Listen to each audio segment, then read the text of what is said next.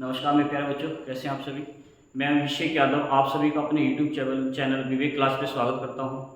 देखिए, Delhi police exam की date आ गई है ना। उसके फॉर्म भी आ गए हैं और जैसे कि मैंने आपको पहली वीडियो में बताया था कि दिल्ली पुलिस का पेपर होना ही है। वैकेंसी का इंतजार करना ही क्यों है, क्योंकि 1 जनवरी 2025 में जब एसएससी ने अपना कैलेंडर जारी किया था तो उसमें दिल्ली पुलिस के पेपर के बारे में बताया था। और अब तो फॉर्म भी आ गए हैं दिल्ली पुलिस के। अब तो जाग जाओ भाई, अब समय नहीं है। अब सिर्फ इतना समय है कि आपको बेहतर प्रैक्टिस करनी है और इसी प्रकार से हम एक प्रैक्टिस सेट हमने सीरीज स्टार्ट करी है जिसमें बहुत अच्छे हमारे क्वेश्चन हैं। और ये सभी वो क्वेश्चन हैं जो एसएससी एग्जाम से संबंधित या एसएससी अभी हाल ही में करा रही है या फिर एसएससी जिस पैटर्न पे चल रही है, क्योंकि आपका दिल्ली पुलिस का पेपर भी कौन कराने वाला है, एसएससी कराने वाली है। ठीक है, तो चलिए हम ज़्यादा समय लेंगे नहीं, आपकी क्लास को हम स्टार्ट करते हैं आज। जैसे कि आपके सामने सबसे पहला क्वेश्चन है कि किस विटामिन की कमी से रिकेट्स नामक बीमारी होती है। तो आपको पता होना चाहिए कि किस विटामिन की कमी से। जैसे आज के समय में एग्जामिनर पूछ रहा है, आपको ऑप्शन में ये नहीं दे रहा कि vitamin A, vitamin B, vitamin 2, vitamin, ठीक है, ये नहीं दे रहा है। अब क्या कह रहा है कि वो विटामिन के वैज्ञानिक नाम दे रहा है। तो आपको विटामिन के वैज्ञानिक नाम पता होने चाहिए, तभी आप आंसर लगा पाएंगे। यदि आपने सीधा सीधा रट के चले गए हैं तो आप आंसर नहीं लगा पाएंगे, ध्यान रखना इस बात को। तो विटामिन, किस विटामिन की कमी से रिकेट्स नामक जो बीमारी होती है, ये कौन से विटामिन की कमी के कारण होती है, आपको पता होना चाहिए। ठीक है, तो देखो, रिकेट्स नामक जो बीमारी होती है किसमें होती है, ये बच्चों में होती है। किसमें होती है, ये बच्चों में होती है और ये विटामिन डी की कमी के कारण होती है। कौन सी कमी के कारण, विटामिन डी। और विटामिन डी को हम क्या बोलते हैं वैज्ञानिक रूप से, कैल्सीफेरोल बोलते हैं। इसको क्या बोलते हैं, कैल्सीफेरोल बोलते हैं। ठीक है, विटामिन डी की कमी के कारण ही हमारी बॉडी के अंदर कौन सी बीमारी होती है बच्चों में, रिकेट्स नामक बीमारी होती है। और जो युवाओं में जो बीमारी होती है उसको हम क्या बोलते हैं, ऑस्टियोमलेशिया बीमारी बोलते हैं। ठीक है, ऑस्टियोमलेशिया में क्या होता है कि इसके कारण हमारी जो हड्डियां होती हैं ये भंगुर हो जाती हैं और बड़ी आसानी से टूट भी जाती हैं। जैसे तुमने देखा होगा कि बहुत सारे युवा या बहुत सारे जो बच्चे होते हैं जो दौड़ मार रहे होते हैं या फिर बुजुर्ग होते हैं, अचानक से उनकी हड्डी टूट जाती है। ठीक है, तो उसमें क्या होता है कि उसमें ऑस्टियोमलेशिया नामक बीमारी पैदा बन जाती है और ये किसी का कारण होता है, विटामिन डी की कमी के कारण होता है। अब रेटिनॉल किस विटामिन का नाम है, आपको पता होना चाहिए। तो रेटिनॉल विटामिन ए का नाम है। ठीक है, ये किसका नाम है, विटामिन ए का। ठीक है, ध्यान रखिए। अच्छा, टैकोफेरोल कौन से विटामिन का नाम है, आपको पता होना चाहिए कि टैकोफेरोल जो विटामिन है ये हम कौन से विटामिन, पहले मैं आपको लिखवा देता हूँ कि कौन से विटामिन को हम क्या कहते हैं। देखो, यदि हम विटामिन की बात करें, विटामिन की बात करें, ठीक है, और इनके हम किसकी नाम करें, वैज्ञानिक नाम की बात करें कि भाई इनका वैज्ञानिक नाम क्या है। ठीक, वैज्ञानिक नाम क्या है, तो आपको पता होना चाहिए विटामिन ए।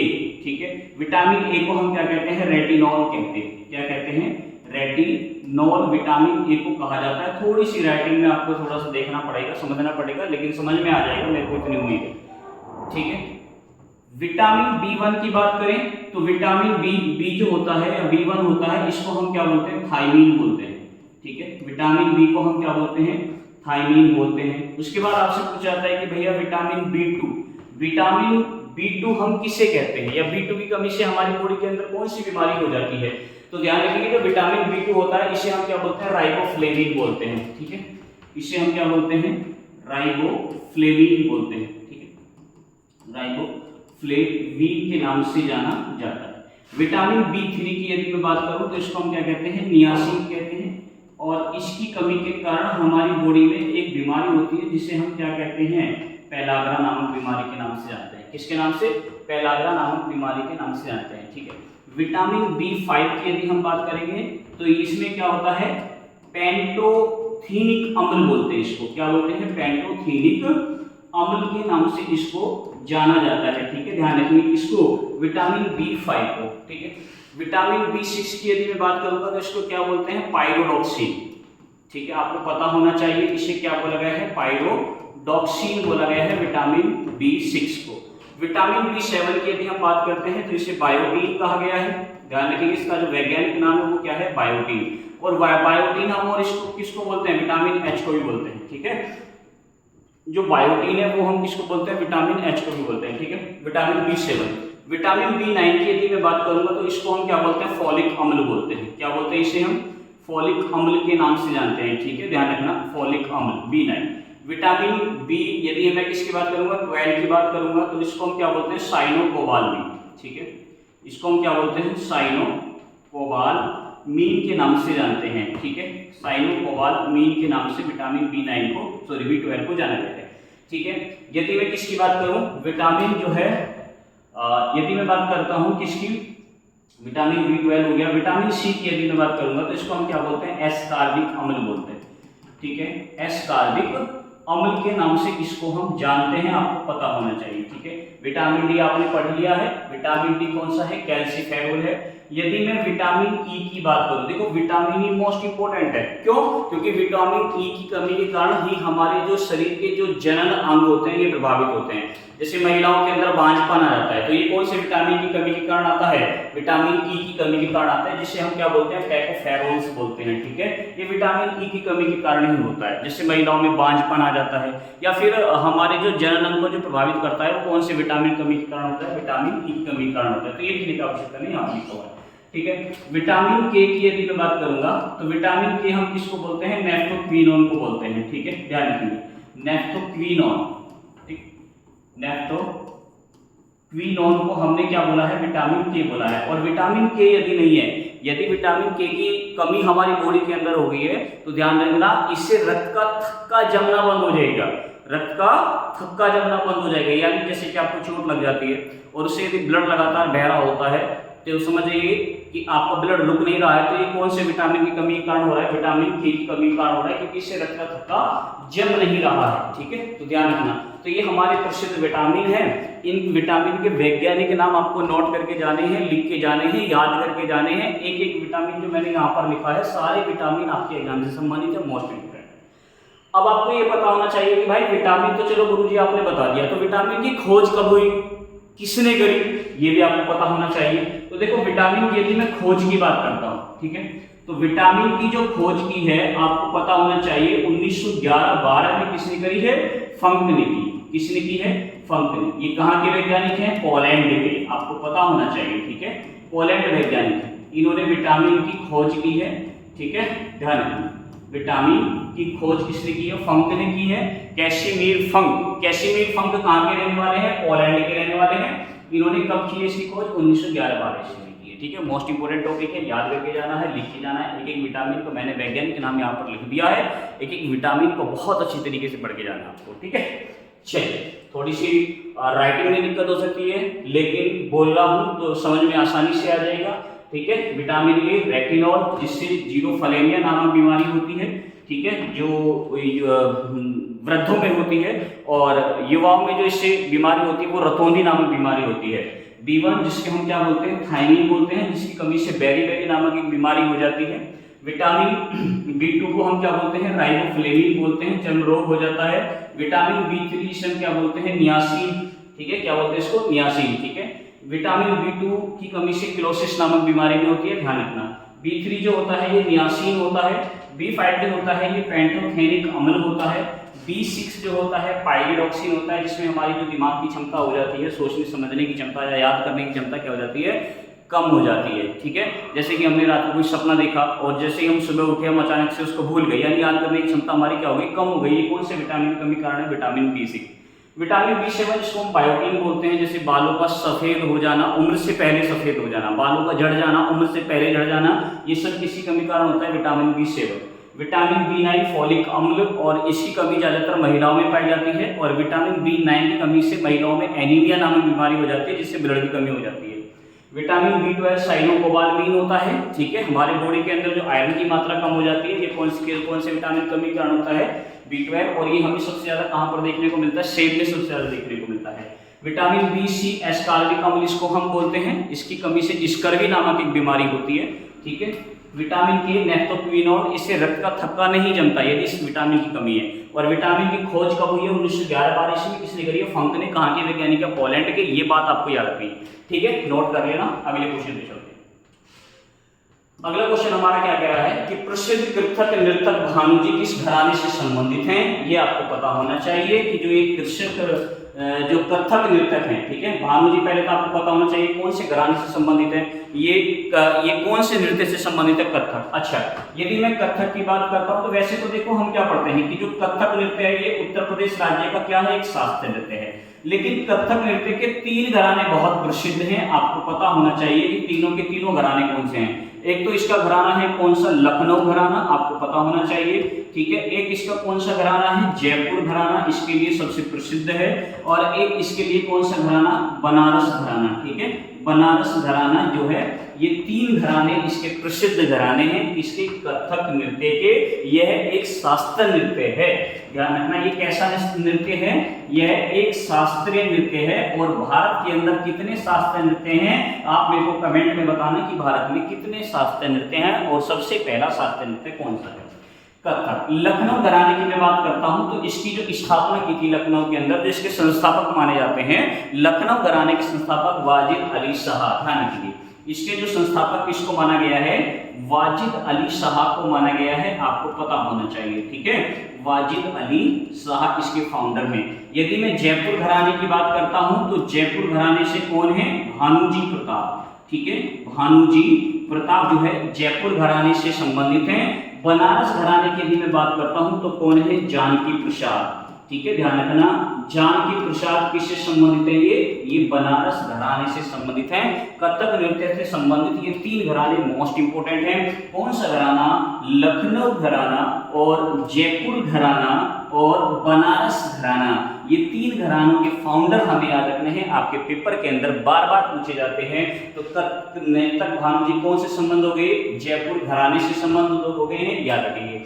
यदि मैं ग्वालियर घराने की बात करता हूं तो ध्यान रखना, जिस समय भारत के अंदर मुगल साम्राज्य था, ठीक है, मुगल साम्राज्य जिस समय भारत के अंदर पनप रहा था, उस समय ग्वालियर साम्राज्य की स्थापना हुई थी। तो इसके जो फाउंडर है, इसके जो संस्थापक हैं, ध्यान रखना, इसके जो संस्थापक हैं, किसके संस्थापक, ग्वालियर घराने के संस्थापक किसको माना गया है, किसको, उस्ताद, ग्वालियर घराने के संस्थापक किसको कहा गया है, किसको, उस्ताद हस्सू खान। ध्यान रखना, उस्ताद हस्सू खान व उस्ताद हद्दू खान, ये दोनों आपको नाम याद रखने हैं, ध्यान रखना। ये ग्वालियर घराने से संबंधित हैं, ठीक है, ध्यान रखिए। ये कौन से घराने से संबंधित है, ग्वालियर घराने से संबंधित। तो जो प्रसिद्ध घराने हैं, जैसे पटियाला घराने से क्वेश्चन आता है, ठीक है, आपके पेपर के अंदर ये क्वेश्चन पूछे जाते हैं, ध्यान रखना, जो घराने हैं। और दिल्ली पुलिस पूछता है यहाँ से क्वेश्चन, एक बात विशेष रूप से याद रखनी है आपको, ठीक है। चलिए हम अपने अगले टॉपिक पे चलते हैं, अगले क्वेश्चन पे चलते हैं। निम्नलिखित में से कौन सी राशि अदिश राशि है, इसके बारे में बताने की आवश्यकता ज्यादा है नहीं। अदिश राशि जो होती है हमारी, कौन सी राशियां होती हैं, अदिश राशि वो होती हैं जिनमें दिशा नहीं होती है, सिर्फ परिमाण होता है, ठीक है, ध्यान रखिए। उन्हें हम क्या कहते हैं, अदिश राशि कहते हैं। और हमारी अदिश राशि कौन सी है, दूरी, ठीक है, दूरी, ध्यान रखेंगे क्या है, दूरी हमारी कैसी राशि है, अदिश राशि है। बाकी हमारी ये सभी की सभी राशि कैसी राशि है, ये सदिश राशि है। और सदिश राशि कौन सी होती है, जिसमें दिशा और परिमाण दोनों होते हैं, ध्यान रखिए, ठीक है। चलिए अगला क्वेश्चन है हमारा, अगला क्वेश्चन है विली विली साइक्लोन जो आता है, विली विली साइक्लोन निम्नलिखित में से किस देश में आता है। तो आपको पता होना चाहिए जो विली विली साइक्लोन आता है, ये चक्रवात आता है, इससे कौन सा देश प्रभावित होता है। देखो, यदि मैं किसकी बात करूं, जापान की बात करूं तो जापान में एक साइक्लोन आता है जिसका नाम है टाइफून। अच्छा, टाइफून क्या सिर्फ जापान में आता है, नहीं, टाइफून जो है हम देखते हैं उत्तरी प्रशांत महासागर क्षेत्र में सब में आता है। उत्तरी प्रशांत महासागर क्षेत्र के 3 देशों को सबसे ज्यादा प्रभावित करता है, किस किस को, जापान को, चीन को और फिलीपींस को। तो ये जो टाइफून है ये किसमें आता है, जापान में भी आता है और किसमें आता है, फिलीपींस में भी आता है। अच्छा, ये जो विली विली साइक्लोन है ये कहां पर आता है, ऑस्ट्रेलिया में आता है। कहां पर आता है, ये ऑस्ट्रेलिया में आता है, ध्यान रखना। ये प्रसिद्ध साइक्लोन है, ये कहां पर आते हैं ये आपको पता होना चाहिए। अच्छा, यदि मैं किसकी बात करूं, कनाडा की बात करूं तो कनाडा में एक और साइक्लोन आता है जिसका नाम क्या है, फियोना, ठीक है। कनाडा का साइक्लोन का नाम क्या है, फियोना, आपको पता होना चाहिए, फियोना है। और एक कौन सा है, हैजल, ठीक है, कौन सा हो गया हमारा, हैजल हो गया, ठीक है। ये 2 साइक्लोन है, ये हमारे कहां से संबंधित है, कनाडा के। और कनाडा की कैपिटल क्या है, राजधानी क्या है, ओटावा, ठीक है। तो आपको राजधानी भी याद करके जाना है, कि सारी चीजें आपको पढ़ के जानी है, ठीक है, ध्यान रखिए। अच्छा, यदि मैं फिलीपींस की बात करूं तो फिलीपींस में अभी हाल ही में जो साइक्लोन आए हैं, जो जो काफी चर्चा में रहे हैं। कौन कौन से रहे हैं फिलीपींस में चर्चा में? एक तो रहा है कौन सा? बुआलोई, ठीक है, आपको पता होना चाहिए बुआलोई साइक्लोन अभी हाल ही में आया था। ये कहां पर इसने कौन से देश को प्रभावित किया है? तो फिलीपींस को प्रभावित किया है, ठीक है, ध्यान रखिए। फिलीपींस में जब आप जाओगे तो यहाँ पर आपको किसका मुख्यालय मिलेगा? कमेंट करके मेरे को बताना है, ठीक है। चलिए अगले क्वेश्चन पे चलते हैं। अगले क्वेश्चन है हमारा कि शराब की सूची का विषय है। अच्छा, आपको सूची पता होना चाहिए, सूचियां क्या होती हैं। तो इसमें पूछा है कि भैया ये बताओ शराब कौन सी सूची का विषय है। तो मैं आपको एक चीज बता देता हूँ, शराब राज्य सूची का विषय। कौन सी सूची का विषय है? राज्य सूची का। अच्छा, राज्य सूची क्या होता है? देखो, सबसे पहले तो यदि हम पढ़ें कि जो केंद्र और राज्य के बीच शक्ति का विभाजन है वो भारतीय संविधान की अनुसूची, कौन सी अनुसूची है बेटा? अनुसूची 7। कौन सी अनुसूची? अनुसूची 7 में कितनी सूची है? अनुसूची 7 में 3 सूचियां हैं, ठीक है, ध्यान रखिए। अनुसूची 7 में 3 सूचियां हैं। अब ये 3 सूची कौन कौन सी हैं? एक तो हमारी कौन सी सूची हो जाती है? संघ सूची। कौन सी हो जाती है? एक हमारी है संघ सूची, एक हमारी कौन सी हो जाती है? राज्य सूची, और ध्यान रखेंगे एक हमारी हो जाती है क्या? समवर्ती सूची, ठीक है। कौन सी हो जाती है? हमारी समवर्ती सूची हो जाती है। अब देखो, ये 3 सूचियों का उल्लेख हमारे संविधान में स्थित है, ध्यान रखेंगे, संविधान में दर्शाया गया है। तो संघ सूची के यदि मैं विषय पढ़ूंगा कि भैया संघ सूची में बता दो कितने विषय हैं, तो ध्यान रखेंगे संघ सूची में 100 विषय हैं। संघ सूची में वर्तमान में कितने विषय हैं? 100, जिसमें पहले 57 विषय थे। राज्य सूची में वर्तमान में कितने विषय हैं? 61 विषय हैं। और समवर्ती सूची में वर्तमान में 52 विषय हैं। यानी ऐसे विषय, ध्यान रखना, ये परिभाषा भी लिख लेना, ऐसे विषय जिन पर कानून बनाने का अधिकार, जिन पर कानून बनाने का अधिकार, ठीक है, कानून बनाने का अधिकार किसके पास हो? अधिकार संघ के पास हो, ठीक है, अधिकार किसके पास हो? संघ के पास, संघ के पास। तो ऐसे विषय को हम किस में रखा गया है? संघ सूची में रखा गया है, ठीक है। जैसे कि यदि मैं एग्जाम्पल की बात करता हूं कि भैया संघ सूची में यदि हम पढ़ रहे हैं तो एक आधा एग्जाम्पल बता दो कि भाई संघ सरकार के किस पर कानून बना सकती है। संघ सरकार, ध्यान रखिए, किस पर? जैसे कि विदेशी मामले हो गए, ठीक है, विदेशी मामले पर कानून बनाने का अधिकार किसके पास है? संघ के पास है, ना कि राज्य के पास है, ध्यान रखना, विदेशी मामलों पर, ठीक है। जैसे कि बैंकिंग हो गई, बैंकिंग क्षेत्र में कानून बनाने का अधिकार किसके पास है? संघ के पास। जैसे मुद्रा हो गई, मुद्रा पर कानून बनाने का अधिकार किसके पास है? संघ के पास, ठीक है। जैसे रक्षा हो गया, रक्षा पर कानून बनाने का अधिकार किसके पास है भैया? संघ के पास है, ठीक है, ध्यान रखेंगे, ठीक है। इन सब पर कानून बनाने का अधिकार किसके पास हो जाता है? नागरिकता, नागरिकता पर कानून बनाने का अधिकार किसके पास है? संघ के पास है। ये तो सभी को पता है कि भैया भारतीय संविधान में एकल नागरिकता का प्रावधान है। तो इन सब पर जो कानून बनाने का अधिकार है वो किसके पास है? संघ के पास है। यदि मैं राज्य सूची की बात करता हूं तो राज्य सूची यानी ऐसे विषय, ध्यान रखिए, राज्य सूची यानी ऐसे विषय जिन पर कानून बनाने का अधिकार, ध्यान रखेंगे, जिन पर कानून बनाने का अधिकार, बनाने का अधिकार राज्य सरकार के पास है, ध्यान रखें, अधिकार किसके पास है? राज्य के पास है। उन पर कानून कौन बनाएगा? उन पर कानून भैया राज्य सरकार बनाएगी। जैसे एक आधा एग्जाम्पल बता दो गुरुजी। यदि हम एग्जाम्पल की बात करते हैं, जैसे कि हमारा क्या हो गया? पुलिस हो गया, ठीक है। तो पुलिस के विषय पर कानून बनाने का अधिकार किसके पास है भैया? राज्य के पास है। जैसे कृषि हो गया, क्या हो गया? कृषि हो गया, तो भैया कृषि पर कानून बनाने का अधिकार किसके पास है? किसके पास है? राज्य के पास है। जैसे परिवहन हो गया, ठीक है, परिवहन, ठीक है, परिवहन पर जो है कानून बनाने का अधिकार किसके पास है? राज्य के पास है। जैसे जेल हो गया, इस पर कानून बनाने का अधिकार किसके पास है? राज्य के पास है। यदि मैं समवर्ती सूची की बात करता हूं तो ध्यान रखना, ऐसे विषय जिस पर, ये आपको याद रखना है, ऐसे विषय जिस पर कानून बनाने का अधिकार, जिस पर कानून बनाने का अधिकार, कानून बनाने का अधिकार संघ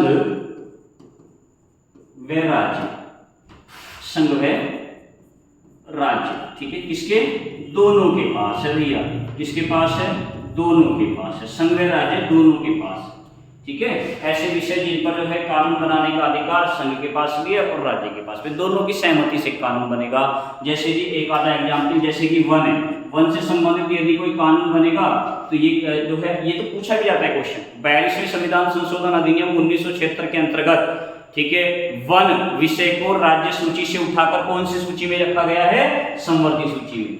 जैसे विवाह है, विवाह से संबंधित यदि कोई कानून बनेगा तो वो किससे बनेगा, दोनों की सहमति से बनेगा। विवाह में क्या हो गया, तलाक हो गया, ठीक है, तलाक हो गया। इनसे संबंधित यदि कोई कानून बनेगा तो किससे पूछकर बनेगा, संघ और राज्य दोनों से सहमति से बनेगा। जैसे न्याय प्रशासन हो गया, ठीक है, ध्यान रखिए, यदि मैं न्याय प्रशासन से संबंधित कानून की बात करता हूं तो ये दोनों की सहमति से बनेगा। लेकिन न्याय प्रशासन में ध्यान रखना सर्वोच्च न्यायालय और उच्च न्यायालय दोनों शामिल नहीं है इसमें, ठीक है, इनको छोड़कर न्याय प्रशासन से संबंधित यदि कोई कानून बनेगा, ठीक है। तो ध्यान रखेंगे जो शराब है वो किसका है, राज्य सूची का विषय। दूसरा भैया अवशिष्ट शक्ति क्या है गुरुजी, तो ध्यान रखेंगे जो अवशिष्ट शक्ति है ना, इनका उल्लेख भारतीय संविधान के आर्टिकल कौन से में है, 248 में। किसमें है, 248 में है। यानी ऐसे विषय जिनका उल्लेख, ध्यान रखना, ऐसे विषय जिनका उल्लेख संविधान में नहीं है, जिनका उल्लेख इन तीनों सूची में नहीं है, आपको याद रखना है, जिनका उल्लेख इन तीनों सूची में नहीं है, ध्यान रखना, सूची में नहीं है। तो ध्यान रखिए ऐसे विषय क्या कहलाते हैं, अवशिष्ट शक्तियां कहलाते हैं। और इन पर कानून बनाने का अधिकार किसके पास है भैया, इन पर कानून बनाने का अधिकार केंद्र सरकार के पास है। ध्यान रखेंगे केंद्र सरकार के पास अधिकार है जो इन पर क्या बनाएगी, कानून बनाएगी। यानी जब हमारा संविधान लागू हुआ था तब ये विषय चर्चा में नहीं थे, इनको बाद में जोड़ दिया गया। और जो अवशिष्ट शक्ति है, आपसे पेपर में पूछा जाता है कि बताइए अवशिष्ट शक्ति का प्रावधान हमने किस देश से लिया है, तो मेरे बच्चों याद रखेंगे कनाडा के संविधान से। कौन से देश के संविधान से, कनाडा के संविधान से हमने क्या लिया है, अवशिष्ट शक्ति भारतीय संविधान के अनुच्छेद 248 में वर्णित है। यानी ऐसे विषय जिनका उल्लेख ना तो राज्य सूची में, ना संघ सूची में, ना समवर्ती सूची में है, उन पर कानून बनाने का अधिकार किसके पास है, केंद्र के पास है, ठीक है, ध्यान रखना। अच्छा, जैसे एक आधा एग्जाम्पल, जैसे कि सॉफ्टवेयर हो गया, हार्डवेयर हो गया, आईटी हो गया, ठीक है आपका, ठीक है, आईटी क्षेत्र हो गया है, सॉफ्टवेयर हो गया है, हार्डवेयर हो गया है, इनसे संबंधित जो कानून बनेगा वो किससे बनेगा, तो ध्यान रखेंगे वो सारी शक्तियां हमारे किसमें आएंगी, अवशिष्ट सूची में आएंगी, ठीक है। अगला क्वेश्चन हमारा क्या कहता है, मलिक अहमद ने निम्नलिखित में से किस साम्राज्य की स्थापना की थी, आपको पता होना चाहिए। मलिक अहमद ने इनमें से कौन से साम्राज्य की स्थापना की थी, ठीक है। तो देखो जो मलिक अहमद है, पहले तो मैं आपको एक छोटी सी चीज समझा देता हूँ। जिस समय मोहम्मद बिन तुगलक दिल्ली सल्तनत काल में रूल कर रहा था, उसी समय आप देखते हैं कि एक साम्राज्य की स्थापना होती है जिसका नाम है बाहेमनी साम्राज्य, ठीक है, ध्यान रखना, बहमनी साम्राज्य, इसके बारे में थोड़ा सा मैं आपको बता देता हूँ। बहमनी साम्राज्य, तो बहमनी साम्राज्य की स्थापना कब हुई थी भैया, 1347 ईस्वी में इस साम्राज्य की स्थापना हुई थी। और इस साम्राज्य का संस्थापक कौन था, ये चीज मैं आपको बता देता हूँ, ठीक है। इसका जो फाउंडर है, इसका जो संस्थापक है वो कौन है, हसन गंगू, ठीक है, इसका जो फाउंडर है वो कौन है, हसन गंगू है, ठीक है। हसन गंगू बाहेमनी साम्राज्य की स्थापना 1347 ईस्वी में करता है। इसके बाद इसके उत्तराधिकारी आते हैं। अंतिम शासक, बहमनी साम्राज्य का अंतिम शासक आपको पता होना चाहिए, ठीक है। बहमनी साम्राज्य का जो अंतिम शासक है, बहमनी साम्राज्य का जो अंतिम शासक है आपको पता होना चाहिए, जो इसका लास्ट फाउंडर है, अंतिम शासक कौन है, करीमुल्लाह खान, ठीक है, ध्यान रखेंगे कौन है, करीमुल्लाह खान, ठीक है। करीमुल्लाह खान जो है क्या है, इसका अंतिम शासक है। इसकी मृत्यु के बाद ये बाहेमनी साम्राज्य कितने प्रांतों में, 5 प्रांतों में विभाजित हुआ। ध्यान रखिए इसी की मृत्यु के बाद यही बाहेमनी साम्राज्य 5 स्वतंत्र प्रांतों में क्या हो गया था, विभाजित हो गया था। अब ये 5 स्वतंत्र प्रांत कौन कौन से हैं, देखो, एक तो यहीं पर लिखा हुआ है बरार हो गया, एक बीजापुर हो गया, एक अहमदनगर हो गया, एक बीदर हो गया, और 5वां जो हो जाएगा वो हो जाएगा गोलकुंडा।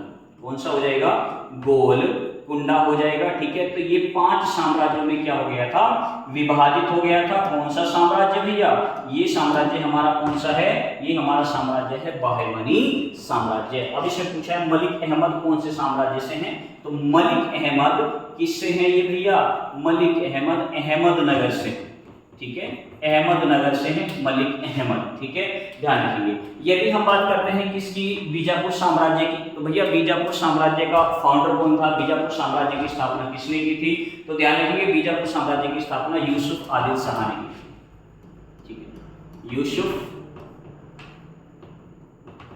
आदिल शाह ने जो है किसकी स्थापना की थी, बाहेमनी साम्राज्य की स्थापना की थी। यदि मैं बीदर साम्राज्य की बात करूंगा तो इसकी स्थापना किसने की थी, अमीर अली, ठीक है, ध्यान रखेंगे अमीर अली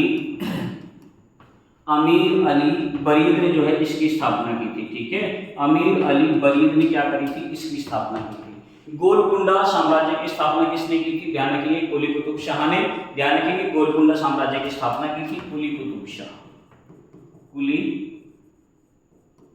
कुतुब शाह ने जो है किसकी स्थापना की थी, गोलकुंडा साम्राज्य की स्थापना की थी। बरार साम्राज्य की स्थापना की थी, तो ध्यान रखेंगे बरार साम्राज्य की स्थापना किसने की थी, फतेह उल्लाह इमाद शाह, ठीक है, ध्यान रखेंगे फतेह उल्लाह इमाद शाह ने, ठीक है, फतेह उल्लाह इमाद शाह ने जो है किसकी स्थापना की थी, यहाँ पर जो है इमादी शाही जो है डायनेस्टी रूल करती है, यहाँ पर आदिल शाही वंश रूल करता है, यहाँ पर अहमद शाही वंश रूल करेगा, यहाँ पर अली बरीद शाही वंश रूल करेगा, और यहाँ पर कौन सा रहेगा, यहाँ पर कुली कुतुब शाही डायनेस्टी रूल करेगी। ये 5 प्रांत हैं जो बाहेमनी साम्राज्य के पतन के बाद या फिर जब इसका जो लास्ट फाउंडर था, लास्ट शासक था करीमुल्लाह खां, जब इसकी मृत्यु हो गई थी तो इसके बाद ये 5 प्रांतों में स्वतंत्र रूप से बस गया था। और ये 5 प्रांत कौन कौन से हैं, बरार है, बीजापुर है, अहमदनगर, बीदर और गोलकुंडा। यहाँ के फाउंडर कौन कौन है, संस्थापक कौन कौन है, ये आपको याद रखिएगा, ठीक है, आपके पेपर के अंदर पूछा जाता है। अगला क्वेश्चन है हमारा, मेगास्थनीज की पुस्तक इंडिका में भारत को कितने वर्णों में विभाजित किया गया है। देखो मेगास्थनीज कौन था, पहले तो आपको बता देता हूं। मेगास्थनीज एक यूनानी शासक था जिसका नाम क्या था, सेल्यूकस निकेटर, और यूनानी शासक सेल्यूकस निकेटर का राजदूत था, ठीक है, पहले तो आपको ये पता होना चाहिए ये कौन था, ये था यूनानी शासक सेल्यूकस निकेटर का राजदूत, ठीक है, सेल्यूकस निकेटर का ये क्या था, राजदूत था, ठीक है, ध्यान रखिए मेगास्थनीज, ठीक है। इसने एक पुस्तक लिखी है जिसका नाम क्या है, इंडिका, और ये किसके शासनकाल में आया था, तो ध्यान रखिए यह है चंद्रगुप्त मौर्य के दरबार में भेजा गया था, ठीक है, आपको पता होना चाहिए चंद्रगुप्त मौर्य के दरबार में भेजा गया था, ठीक है, चंद्रगुप्त मौर्य के दरबार में इसको भेजा गया था, दरबार में भेजा गया था, ठीक है, भेजा गया। उसके बाद जब ये भारत आया था तो इसने भारत के अंदर भारत को जो है कितने वर्णों में, गलती से, ध्यान रखना गलती से, इसने किसने इसे 7 वर्णों में क्या कर दिया था, विभाजित कर दिया था। और ये क्वेश्चन आपके पेपर में बहुत बार पूछा जा चुका है कि जब मेगास्थनीज भारत आया था तो इसने भारत को कितने वर्णों में विभाजित किया था, तो इसने भारत को 7 वर्णों में विभाजित कर दिया था। ये किसका जो है राजदूत था, आपको पता होना चाहिए, यह एक यूनानी शासक था जिसका नाम क्या था, सेल्यूकस निकेटर, ये इसका राजदूत था, और चंद्रगुप्त मौर्य के दरबार में ये क्या हुआ था, भारत आया, ठीक है। चलिए हमारा अगला क्वेश्चन क्या कह रहा है, मृच्छकटिका पुस्तक के लेखक कौन है, मृच्छकटिका पुस्तक पहले मैं आपको बता देता हूं जयदेव कौन है, मोस्ट इंपोर्टेंट है, आपके पेपर के अंदर बहुत बार पूछा जा चुका है। तो सैन वंश के शासक लक्ष्मण सेन के दरबार में रूल करता था, ठीक है, जो जयदेव है किसके दरबार में था, यह जयदेव जो है लक्ष्मण सेन, ध्यान रखिए लक्ष्मण सेन के दरबार में था, लक्ष्मण सेन का दरबारी, ठीक है, ये कौन था, जयदेव। जयदेव की रचना आपको याद रखनी है, जयदेव की यदि मैं रचना की बात करता हूं तो जयदेव की रचना कौन कौन सी है मेरे बच्चों, तो ध्यान रखिए जयदेव की रचना एक तो कौन सी है, गीत गोविंद, मोस्ट इंपोर्टेंट है, बहुत बार पूछी जा चुकी है कि बताइए गीत गोविंद के रचयिता कौन है या गीत गोविंद किसने लिखी है, ठीक है। और एक कौन सी है, एक है इसकी रति मंजरी, कौन सी है, रति मंजरी, ये भी आपसे पूछी जा चुकी है कि बताइए रति मंजरी किसने लिखी है, तो रति मंजरी लिखी है किसने, जयदेव ने लिखी है, लक्ष्मण सेन के दरबार में थे, ठीक है। सारंगदेव की मैं बात करता हूं तो इनकी एक रचना है, इनका एक ग्रंथ है, ये आपको याद रखना है, ठीक है, ध्यान रखेंगे सारंग रत्नाकर, ध्यान रखेंगे सारंग रत्नाकर इनका एक ग्रंथ है, मोस्ट इंपोर्टेंट है, आपके पेपर के अंदर पूछा जाता है, ये भी याद रखना है। विशाखा दत्त की पुस्तक जिसका क्या नाम है, मुद्रा राक्ष जो है ये विशाखदत्त की पुस्तक है, ध्यान रखना। ये जो मृच्छकटिका है ये किसकी पुस्तक है? ये शूद्रक की पुस्तक है। किसकी है? शूद्रक की पुस्तक है। कभी कभी आपके पेपर में ये क्वेश्चन पूछा जाता है कि ये बताइए जो मृच्छकटिका जो पुस्तक है इसकी नायिका कौन है? तो एक शासक है, एक व्यक्ति है जो ब्राह्मण कुल से संबंधित है, जिसका नाम क्या है? चारुदत्त। और ये क्या करता है? ये एक गणिका से प्रेम करता है। गणिका का नाम क्या है? वसंत सेन। ठीक है, तो ध्यान रखेंगे शूद्रक में यानी मृच्छकटिका क्या है? मृच्छकटिका एक प्रेम ग्रंथ है। यह क्या है? प्रेम। तो पता होना चाहिए ये क्या है? यह एक प्रेम ग्रंथ है। ठीक है, और इस प्रेम ग्रंथ में किस किस की रचना है? चारुदत्त। किसकी कहानी है? चारुदत्त व वसंत सेन। ठीक है, ध्यान रखेंगे वसंत सेन की प्रेम कहानी का वर्णन है इसमें। ठीक है, कभी कभी आपके पेपर में ये क्वेश्चन पूछा जाता है कि ये बताइए भैया मृच्छकटिका पुस्तक की नायिका कौन है? मृच्छकटिका पुस्तक में किसका उल्लेख किया गया है? ठीक है, तो ध्यान रखिए।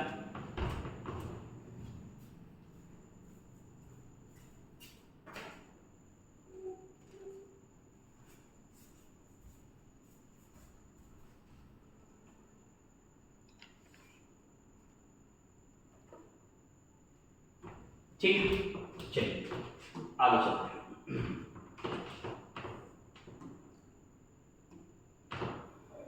अगला हमारा दिमसा जनजाति। देखो ये दिमसा जनजाति नहीं है, ये दिमासा है। ठीक है, क्या है ये? दिमासा है। इसको वैसे हम दिमासा ही कहते हैं। ठीक है, दिमासा, क्योंकि एक जनजाति जिसका नाम है डिमसा। डिमसा जो डिमसा जनजाति है ना, ये कहाँ पर निवास करती है? ये उड़ीसा में भी निवास करती है। तो ध्यान रखेंगे ये उड़ीसा में भी निवास करती है। ये आपका मध्य प्रदेश क्षेत्र में भी निवास करती है, मध्य प्रदेश में भी निवास करती है, छत्तीसगढ़ में निवास करती है, आंध्र प्रदेश में निवास करती है। तो ये आपको ध्यान रखना है इसकी जो है ये डिमसा जनजाति कहाँ पर निवास करती है? ये ओडिशा में भी निवास करती है और कहाँ पर निवास करती है? मध्य प्रदेश में भी निवास करती है। अरे नहीं, क्या हो रहा है? ठीक है, ये कहाँ पर निवास करती है? मध्य प्रदेश में, छत्तीसगढ़ में डिमसा जनजाति। लेकिन यहाँ से पूछा है दिमासा जो जनजाति है, ये जो दिमासा जो ट्राइब्स है, ध्यान रखिए दिमासा ये एक समूह है और भारत के 2 राज्य में पाया जाता है। किस किस में पाया जाता है? एक तो असम में और एक किस में? नागालैंड में पाया जाता है। कहाँ पर पाया जाता है? ये नागालैंड के अंदर पाया जाता है। नागालैंड इसमें हमारा ऑप्शन में है नहीं, तो हमारा ऑप्शन नंबर क्या हो जाएगा? डी हो जाएगा, जिसका नाम क्या है? असम। देखो मणिपुर के अंदर हम जाते हैं तो मणिपुर में एक बहुत ही प्रसिद्ध समुदाय है जो निवास करता है। ध्यान रखना, बहुत बार आपके पेपर में पूछा जा चुका है, बहुत बार पूछा जा चुका है, मैतेई समुदाय कौन से राज्य के अंदर निवास करता है?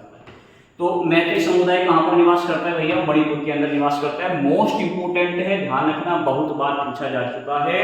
ये मोस्ट इंपोर्टेंट है कि मैतेई समुदाय कहाँ पर निवास करता है। ठीक है, यहाँ पर एक और है जिसका नाम क्या है? अंगामी जनजाति। मणिपुर में कौन सी जनजाति है भैया? अंगामी जनजाति है। और मणिपुर में ध्यान रखेंगे माओ जनजाति है। ये दोनों जनजाति कहाँ पर निवास करती है? मणिपुर में निवास करती है। यदि मैं मिजोरम की बात करता हूं तो ध्यान रखेंगे मिजोरम में एक तो कौन सी जनजाति हो गई? मिजो जनजाति हो गई, यहाँ पर निवास करती है। एक यहाँ पर लुसाई ट्राइब्स हो जाती है, लुसाई जनजाति भी कहाँ पर निवास करती है? मिजोरम में। एक यहाँ पर कौन सी है बेटा? चकमा जनजाति। कौन सी जनजाति है? चकमा जनजाति, ये भी कहाँ पर निवास करती है? मिजोरम में निवास करती है। और एक यहाँ पर कौन सी जनजाति है? हमार जनजाति। ठीक है, हमार ट्राइब्स, ये सब कहाँ पर निवास कर रही हैं? मिजोरम के अंदर निवास करती हैं। ठीक है, ध्यान रखिए। यदि आप कर्नाटक राज्य के अंदर जाते हैं तो यहाँ की बहुत ही प्रसिद्ध एक ट्राइब्स है जिसका नाम क्या है? हक्की पिक्की। ठीक है, कर्नाटक राज्य की बहुत ही प्रसिद्ध ट्राइब्स है जिसका नाम क्या है? हक्की पिक्की ट्राइब्स। तो आपको ये पता होना चाहिए कि हक्की पिक्की जनजाति कौन से राज्य के अंदर निवास करती है? कुरुबा जनजाति कहाँ पर निवास करती है? देखिए यहाँ पर कौन सी ट्राइब्स है बेटा? कुरुबा। कुरुबा जनजाति ये भी कहाँ पर निवास कर रही है? कर्नाटक राज्य के अंदर है। करगा जनजाति भी कहाँ पर निवास करती है? कर्नाटक राज्य के अंदर निवास करती है। तो ये आपको याद रखना है। ठीक है, अगला टॉपिक है हमारा, अगला क्वेश्चन हमारा ये कह रहा है कि एक कर्मचारी अपनी वर्तमान नौकरी छोड़कर नई नौकरी की तलाश करता है। ये किस प्रकार की बेरोजगारी है? जैसे कि मान लिया हम कोई जॉब कर रहे हैं, हम कोई नौकरी कर रहे हैं, ठीक है, लेकिन हमने क्या कर दिया, हमें ये लग रहा है कि भाई ये नौकरी हमारे लिए नहीं है, हम इससे और बेहतर अचीव कर सकते हैं। तो जब हम एक नौकरी को छोड़कर एक नई नौकरी को तलाश करते हैं तो ये कैसी बेरोजगारी कहलाती है? तो ये बेरोजगारी कहलाती है घोषणात्मक बेरोजगारी। ठीक है, इसका आंसर क्या हो जाएगा? बी हो जाएगा। देखो बेरोजगारी को मैं आपको बता देता हूँ, बेरोजगारी के रूप होते हैं 5। कौन कौन से 5 रूप होते हैं बेरोजगारी के? यदि हम रूप की बात करेंगे बेटा, बेरोजगारी के रूप कितने होते हैं तो ध्यान रखेंगे, बेरोजगारी बेरोजगारी कि यदि मैं रूट की बात करूंगा तो बेटा बेरोजगारी के होते हैं 5 रूट। अब गुरुजी ये 5 रूट कौन कौन से हैं? एक तो सबसे पहला ही आपका कौन सा है? संरचनात्मक बेरोजगारी, ठीक है। संरचनात्मक जो है क्या होती है? ये बेरोजगारी होती है। एक कौन सी होती है? घर्षणात्मक बेरोजगारी होती है, ध्यान रखेंगे, घर्षणात्मक, ठीक है, घर्षणात्मक बेरोजगारी होती है। एक होती है आपकी कौन सी? चक्रीय बेरोजगारी होती है। कौन सी बेरोजगारी होती है? चक्रीय बेरोजगारी। एक आपकी कौन सी होती है? प्रच्छन्न बेरोजगारी, ठीक है। प्रच्छन्न बेरोजगारी तो बहुत बार पूछी जा चुकी है कि भैया प्रच्छन्न बेरोजगारी कैसी बेरोजगारी है, ठीक है। एक होती है हमारी कौन सी? मौसमी बेरोजगारी, ठीक है, ध्यान रखेंगे, मौसम के अनुसार जो लोग बेरोजगार हो जाते हैं, ठीक है, ध्यान रखना, ये सारी बेरोजगारी है, ठीक है। तो जो प्रच्छन्न बेरोजगारी होती है ना, ये बहुत बार पूछी जा चुकी है। जैसे कि मैं ये कहने लगूं कि जैसे मैं एक कंपनी के अंदर काम कर रहा हूं, ठीक है, और हम 4 जने कंपनी के अंदर काम करके हम दिन में 100 प्रोडक्ट तैयार करते हैं, ठीक है। लेकिन कंपनी ये कह रही है, कंपनी ने और लोगों को क्या कर दिया? भर्ती कर दिया। जैसे कंपनी ने 4 लोगों को और भर्ती कर दिया, ठीक है। अब कंपनी ने जब 4 लोगों को भर्ती करा तो पहले हम 4 थे, अब हम कितने हो गए? 8। लेकिन जब हम 8 भर्ती हुए तो हमने 8 भर्ती के बाद भी हमने प्रोडक्ट कितने बनाए? 100 ही बनाए। यानी कर्मचारी के बढ़ने पर उत्पादन की इकाई में कोई परिवर्तन ही नहीं हुआ, ठीक है। और उसके कारण कंपनी क्या करेगी? कंपनी को लगेगा कि भाई जो 4 भर्ती करे हैं मैंने, इससे तो कोई फायदा ही नहीं हुआ, तो इनको क्या कर दीजिए? बाहर कर दीजिए, क्योंकि मेरे 4 कर्मचारी क्या कर रहे थे? इतना प्रोडक्ट तैयार कर रहे थे। तो यहाँ पर इस प्रकार की बेरोजगारी क्या कहते हैं? प्रच्छन्न बेरोजगारी कहते हैं, ध्यान रखिए। यदि मैं बेरोजगारी की बात करूं तो बेरोजगारी कितने प्रकार की होती है बेटा? यदि आपसे प्रकार पूछे तो बेरोजगारी के 2 टाइप्स होते हैं, 2 प्रकार होते हैं। कौन कौन सी होती है? एक तो होती है ऐच्छिक बेरोजगारी, ध्यान रखेंगे, कौन सी? ऐच्छिक। और एक कौन सी होती है? अनैच्छिक बेरोजगारी, ठीक है, अनैच्छिक बेरोजगारी। अच्छा जी, ये ऐच्छिक बेरोजगारी और अनैच्छिक बेरोजगारी क्या है? ऐच्छिक बेरोजगारी होती है अपनी इच्छा से बेरोजगार होना। हमें कोई काम मिल रहा है लेकिन हम नहीं कर रहे, हम तो निठल्ले, हम तो पढ़े, हमें नहीं करना कुछ भी, यानी हम बेरोजगार हैं, ठीक है, ध्यान रखना, हमें कुछ नहीं करना। ऐसे बेरोजगारी को हम क्या कहते हैं? ऐच्छिक बेरोजगारी। एक है कि भाई हम काम की तलाश कर रहे हैं लेकिन हमें काम मिल नहीं रहा है, हम रोजगार की तलाश कर रहे हैं, जैसे हमें रोजगार मिल नहीं रहा है, उसे हम क्या कहते हैं? अनैच्छिक बेरोजगारी कहते हैं। यानी हम अपनी इच्छा से बेरोजगार नहीं है, हम किसी दूसरे की इच्छा से बेरोजगार हैं। जैसे कि आज का युवा, आप आज के युवा को यदि आप देखोगे तो आज का युवा क्या कर रहा है बेचारा? आज का युवा बीए कर रहा है, बीएससी कर रहा है, बीटेक कर रहा है, अच्छी अच्छी क्वालिफिकेशन जो है वो ले रहा है, लेकिन फिर भी उसे रोजगार प्राप्त नहीं हो पा रहा है, तो वो अपनी इच्छा से बेरोजगार नहीं है, वो गवर्नमेंट की इच्छा से बेरोजगार है, ठीक है। तो ध्यान रखना, ऐसे लोगों को हम क्या बोलते हैं? अनैच्छिक बेरोजगारी बोलते हैं, ठीक है। ये बेरोजगारी के 2 जो क्या होते हैं? प्रकार होते हैं, ठीक है। भैया मेहनत कर लो, क्योंकि दिल्ली पुलिस बहुत समय बाद आया है, आपको उसके बाद बहुत कम देखने को मिलेगा, क्योंकि ये मौका है, बेस्ट मौका है, जिसके पास चांस है, लड़ जाओ, मर जाओ, कुछ भी कर जाओ, एक जगह बैठ जाओ, एक जगह खा लो कमरे में, पड़ोसी को, घर वालों को बोल दो भैया यहाँ तो हम हैं ही नहीं, और एक ही जगह, एक ही स्थान पर अपना भोजन मंगाओ और भरपूर तैयारी करो, जितना कर सकते हो इसका यूज कर सकते हो, इसको जितना रगड़ सकते हो उतना रगड़ो। इन 2 महीने में आपको बेस्ट करना है। कंपटीशन बहुत ज्यादा रहेगा मेरे बच्चों, क्योंकि 1 साल पहले भर्ती के बारे में जानकारी पता चल गई है, और ऐसा बच्चा जिसकी लंबाई है और उत्तर प्रदेश पुलिस से बाहर हो गया है फाइनल मेरिट में, वो बच्चा अब और जोर शोर से क्या कर रहा होगा? अपने आप को तैयार कर रहा होगा, ठीक है, ध्यान रखना। तो ये बेस्ट मौका है आपके पास, इसके बाद इससे अच्छा मौका आपको नहीं मिलने वाला है। विदेशी यात्री अब्दुल रज्जाक किसके दरबार में भारत आया था? तो ध्यान रखेंगे, अब्दुल रज्जाक जो आया था यह एक फारसी यात्री था। कहाँ का था ये एक फारसी यात्री है, आपको पता होना चाहिए, ठीक है। तो ये एक फारसी यात्री किसके शासनकाल में? देवराय सेकंड के शासनकाल में ये भारत के अंदर आया था। और देवराय सेकंड ये कौन से वंश से संबंधित है? देवराय फर्स्ट, देवराय सेकंड, दोनों ध्यान रखेंगे संगम वंश से संबंधित है। कौन से वंश से बच्चा? संगम वंश से संबंधित है, ध्यान रखेंगे, संगम वंश। ये सारे वंश कहां पर रूल कर रहे हैं? विजयनगर साम्राज्य पर। कहां पर रूल कर रहे हैं? विजयनगर साम्राज्य। तो ध्यान रखेंगे, विजयनगर साम्राज्य का जब हम पढ़ते हैं तो विजयनगर साम्राज्य का जो फाउंडर है, ठीक है, कि संस्थापक, यदि हम बात करें कि संस्थापक कौन है? विजयनगर साम्राज्य के संस्थापक कौन है बेटा? 1336 ईस्वी में हरिहर और बुक्का नामक 2 भाई ने इसने हरिहर व बुक्का नामक दो भाई ने विजयनगर साम्राज्य की स्थापना की थी। और यहाँ पर कौन सा वंश सबसे पहले चलाया? संगम वंश चलाया। यहाँ के वंश का क्रम मैं आपको लिख कर दे देता हूँ, याद रखना है। संगम वंश के बाद आएगा बेटा सल्लू वंश आएगा जो यहाँ पर रूल करेगा, और सल्लू वंश के बाद कौन सा आएगा बेटा? तुल्लु डायनेस्टी आएगी। आपको पता होना चाहिए तुल्लु वंश, और तुल्लु वंश के बाद जो आएगा अरविदु वंश आएगा। ठीक है, ध्यान रखेंगे। तुल्लु वंश के बाद कौन सा आएगा? अरविदु डायनेस्टी आएगी। अरविदु वंश के समय ही विजयनगर साम्राज्य का क्या हो जाएगा? पतन हो जाएगा। तालीकोटा का युद्ध होगा, और इसी राक्षस घाटी के युद्ध में, तालीकोटा के युद्ध में विजयनगर साम्राज्य का पतन हो जाएगा। ये मैंने वंश का जो है क्या कर दिया है? क्रम लिख दिया है। ये क्रम आपको पता होना चाहिए। ठीक है, ध्यान रखेंगे। अच्छा, कृष्णदेवराय कौन से वंश से संबंधित हैं? कृष्णदेवराय तुल्लु डायनेस्टी से हैं। किससे हैं? तुल्लु डायनेस्टी से हैं। अच्युत राय जो है किसका है? कृष्णदेवराय का छोटा भाई है। ठीक है, अब यदि मैं कृष्णदेवराय की बात करूंगा तो इसके शासनकाल में भैया कौन भारत आया था?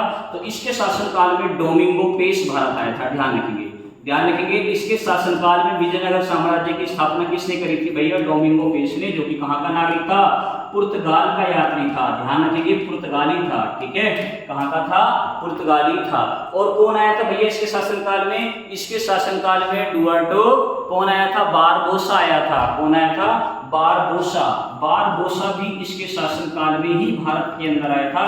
बारबोसा भी कहाँ का रहने वाला था बेटा? पुर्तगाल का ही रहने वाला था। कहाँ का था? पुर्तगाली ही यात्री था। इसके बाद कृष्णदेवराय के बाद जब अच्युत राय जब गद्दी पर बैठा तो इसके दरबार में, इसके शासनकाल में कौन सा पुर्तगाली भारत के अंदर आया था? तो ध्यान रखेंगे, इसके शासनकाल में बेटा फर्नियो, ध्यान रखेंगे, फर्नियो नुनीज भारत के अंदर आया था। ठीक है, फर्नियो नुनीज, ये भी कौन था? ये भी मेरा बच्चा पुर्तगाली था। ध्यान रखना, ये भी कहाँ का नागरिक था? ये भी पुर्तगाल का था। तो याद रखना, मोस्ट इंपोर्टेंट क्या है? डायनेस्टी। उसके बाद क्या है? कौन यात्री किसके दरबार में भारत के अंदर पहुंचा था? ये आपको पता होना चाहिए। सारे टॉपिक हमारे मोस्ट इंपोर्टेंट है। ठीक है, चलिए अगले टॉपिक पर हम चल रहे हैं। रामबल स्तूप, ध्यान रखेंगे, निम्नलिखित में से किस राज्य में स्थित है?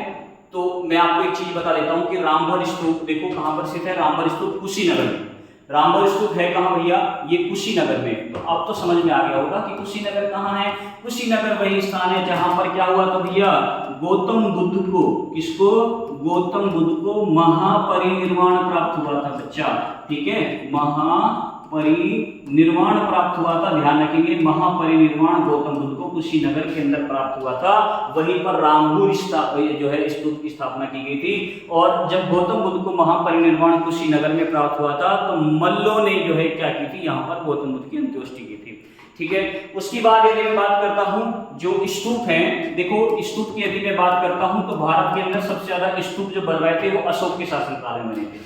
किसके शासनकाल में बने थे मेरे बच्चा? अशोक के शासनकाल में बने थे। ठीक है, ध्यान रखिए, अशोक के शासनकाल में। ऐसा माना जाता है कि अशोक के शासनकाल में मेरे बच्चा कितने स्तूप बने थे? अशोक के शासनकाल में जी गुरुजी लगभग 84,000 स्तूप का निर्माण करवाया गया था। ऐसी जानकारी हमें प्रमाणिक रूप से मिलती है।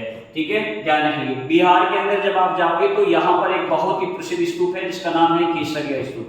केसरिया स्तूप, ध्यान रखिए, केसरिया स्तूप को भारत के एक सबसे बड़े स्तूप के रूप में भी देखा जाता है। ठीक है, केसरिया स्तूप को भारत के एक सबसे बड़े स्तूप के रूप में भी देखा जाता है। गुरुजी सांची का स्तूप भी तो पढ़ते हैं हम? जी बिल्कुल पढ़ते हैं सांची का स्तूप। सांची जो स्तूप है मेरे बच्चा ये कहां पर स्थित है? ये मध्य प्रदेश में स्थित है। कहां पर स्थित है? मध्य प्रदेश में। उत्तर प्रदेश में जाओगे रामबल स्तूप मिलेगा, तो इसका आंसर क्या जाएगा? उत्तर प्रदेश हो जाएगा। उत्तर प्रदेश के अंदर जाओगे तो ध्यान रखेंगे आपको यहाँ पर और क्या मिलेगा? आपको यहाँ पर सारनाथ में एक और स्तूप मिलेगा जिसे हम क्या बोलते हैं? चौखंडी स्तूप। ध्यान रखिए, सारनाथ में ही उत्तर प्रदेश राज्य में एक स्थान है जिसका नाम क्या है मेरे बच्चा? सारनाथ। क्या नाम है? सारनाथ। और इसी सारनाथ में आपको क्या मिलेगा मेरे बच्चा? चौखंडी स्तूप देखने को मिलेगा। क्या मिलेगा? चौखंडी स्तूप कहां पर देखने को मिलेगा? ये आपको सारनाथ में देखने को मिलेगा। ठीक है, तो ये सारे जितने भी हमारे स्तूप हैं इनमें से जो केसरिया स्तूप है ये आपको याद करके जाना है। इसे भारत के सबसे बड़े स्तूप के रूप में देखा जाता है, जो कि कहां पर है? बिहार में। अच्छा गुरुजी, हमने तो पढ़ा है कि भरहुत के स्तूप को हम सबसे बड़ा स्तूप कहते हैं। बिल्कुल, उसे हमने शांति का सबसे बड़ा स्तूप माना है। किसको? भरहुत के स्तूप को। ठीक है, ध्यान रखो, ये भारत का सबसे बड़े स्तूप के रूप में देखा गया है। अगला क्वेश्चन है हमारा, असम राज्य का प्रसिद्ध त्योहार कटी बिहू फेस्टिवल किस माह में मनाया जाता है? पहले तो आपको पता होना चाहिए कि गुरुजी ये बिहू फेस्टिवल हम कहाँ मनाते हैं। देखो, जब हम बिहू फेस्टिवल मनाते हैं ना बच्चा, तो बिहू फेस्टिवल कहाँ पर मनाया जाता है? असम में मनाया जाता है। कहाँ पर मनाया जाता है? असम में। और बिहू फेस्टिवल के यदि हम प्रकार की बात करेंगे तो मेरे बच्चे इसके प्रकार कितने हैं? 3 प्रकार हैं। कितने प्रकार हैं इसके? 3 प्रकार हैं। गुरुजी कौन कौन से 3 प्रकार हैं? देखो, एक प्रकार है कौन सा इसका, एक तो हम कहते हैं जिससे हम क्या कहते हैं, माघ बिहू कहते हैं। क्या कहते हैं? तो हम इसे माघ बिहू कहते हैं। ठीक है, माघ बिहू। ठीक है, एक हमारा कौन सा हो जाता है? बोहाग बिहू। कौन सा हो जाता है? एक हमारा बोहाग बिहू हो जाता है, ध्यान रखेंगे, बोहाग बिहू, बोहाग बिहू हो जाता है। और एक हमारा क्या हो जाता है? कटी बिहू हो जाता है। ठीक है, क्या हो जाता है हमारा? कटी बिहू हो जाता है। अब यही तो आपसे पूछा है कि बता दो भैया कटी बिहू जो फेस्टिवल है ये कौन से माह में मनाया जाता है? देखो, जो माघ बिहू है इसे हम कौन से उसमें जनवरी के महीने में मनाते हैं। कब मनाते हैं बच्चा? इसे जनवरी माह में मनाया जाता है। ठीक है, बोहाग बिहू ध्यान रखेंगे कौन से महीने में मनाया जाता है भैया? अप्रैल के महीने में। कौन से महीने में? अप्रैल के महीने में मनाते हैं। कटी बिहू कब मनाते हैं बच्चा? अक्टूबर और नवंबर में मनाया जाता है। ध्यान रखना, अक्टूबर में नवंबर में मनाया जाता है कौन सा फेस्टिवल? ध्यान रखेंगे, कटी बिहू फेस्टिवल। तो अब यहाँ से आपसे कौन से ये पूछे हैं कि भैया आपसे ये नहीं पूछा, आपसे ये पूछा कि कटी बिहू त्योहार किस माह में मनाया जाता है। तो देखो, कटी बिहू अक्टूबर और माह में मनाया जा रहा है। तो बताओ अक्टूबर और नवंबर के महीने में यहाँ पर कौन सा हमारा हिंदू फेस्टिवल आएगा? हिंदू जो है हमारा हिंदी कैलेंडर के अंदर महीना आएगा। तो आपको पता होना चाहिए हिंदू कैलेंडर के अंतर्गत। ठीक है, तो महा फागुन ये हमारा फरवरी का महीना हो गया। वैशाख कार्तिक के महीने में हम क्या कर रहे हैं? कटी बिहू को मना रहे हैं। देखो कैसे कटी कैसे कार्तिक आपको याद भी रखना है, बड़ा आसान है याद रखना। कैसे कटी कैसे कार्तिक बड़ा आसान है याद रखना। ठीक है, याद भी रख लोगे। दूसरा देखो, ये जो माघ बिहू है इसको हम और अन्य किस नाम से जानते हैं? तो आपको ये भी पता होना चाहिए जी गुरुजी, जो माघ बिहू होते हैं हम कभी कभी ये पढ़ते हैं जी गुरुजी ये माघ बिहू लिखा हुआ नहीं आता। ठीक है, ये कुछ और नाम लिखा हुआ जाता है। तो ध्यान रखिए, माघ बिहू को हम भोगाली बिहू भी कहते हैं बच्चा। इसको हम क्या कहते हैं? भोगाली बिहू भी कहते हैं। ठीक है, इसको बोहाग बिहू को मेरे बच्चा इसको हम रोंगाली बिहू भी कहते हैं। इसे क्या कहते हैं? हम रोंगाली। और ध्यान रखिए, कटी बिहू को हम कोंगाली बिहू भी कहते हैं।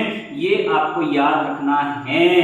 ठीक है, ये कभी कभी ये नाम भी दे देता है, ये नाम भी देगा, कभी कभी ये नाम भी देगा एग्जामिनर। तो आपको सारे नाम याद करके जाने हैं। ठीक है, चलिए अगले क्वेश्चन पर हम चल रहे हैं।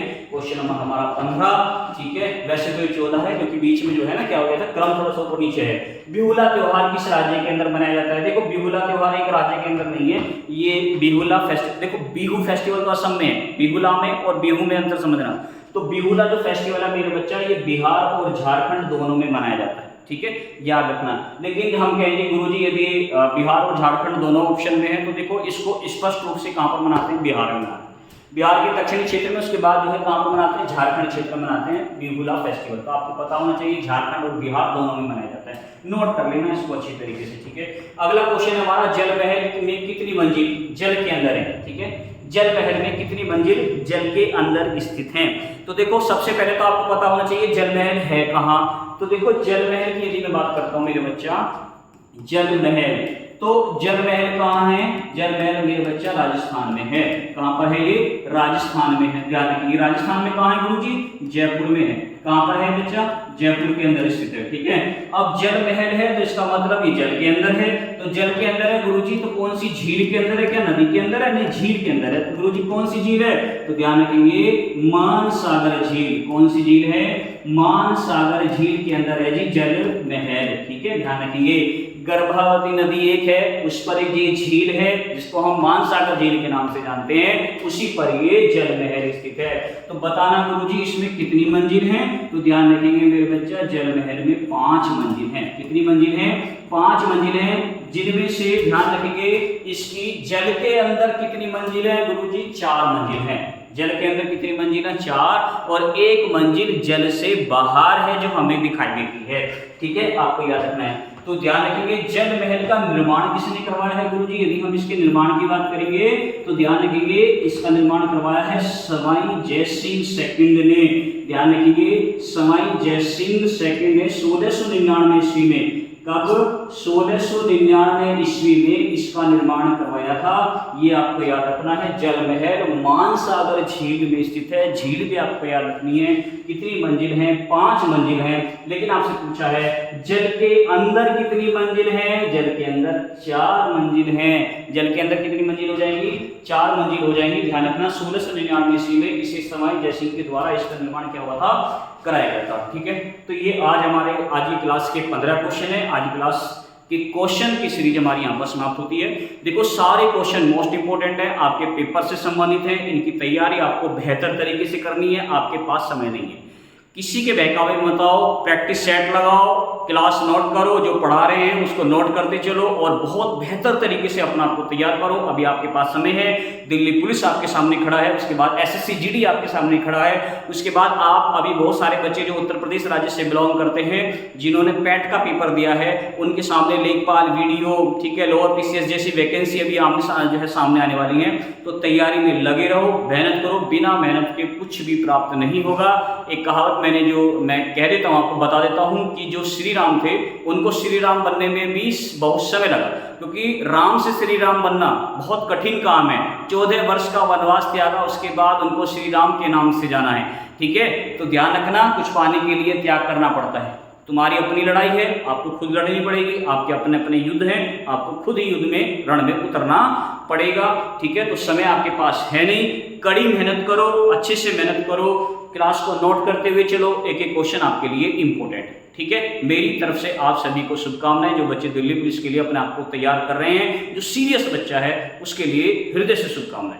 ठीक है, तो मेहनत करो। और दूसरी एक और बात, बच्चा अभी आपके सामने परेशानी आने वाली है। परेशानी कैसे? जैसे दिवाली आने वाली है, शादी आने वाली है, देव उड़ जाएंगे, किसी का शादी हो जाए, किसी की कहीं शादी, किसी की कहीं शादी। तो सबको क्या करना है? आपको इग्नोर करना है। सबको इग्नोर कर दीजिए। 2 महीने के लिए गायब हो जाइए। अक्टूबर और नवंबर ये 2 महीने तुम्हारे पास हैं। इसके बाद खूब आप शादी में जाना, दिसंबर में पेपर देने के बाद, जनवरी में पेपर देने के बाद कहीं पर भी घूमना। यहाँ आपने मन से तैयारी कर ली और आपका सिलेक्शन हो गया, तो ध्यान रखना आपकी जीवन रंगीन हो जाएगा। और यदि सिलेक्शन नहीं हुआ तो जीवन में बाधाएं आने वाली हैं। ठीक है, चलो मेहनत करो। दूसरा है कि भाई देखो, ये हमारा दिल्ली पुलिस का प्रैक्टिस सेट है। दूसरा हमारा जो विवेक क्लासेस जो है, क्या है, हमारा ये यूट्यूब चैनल है।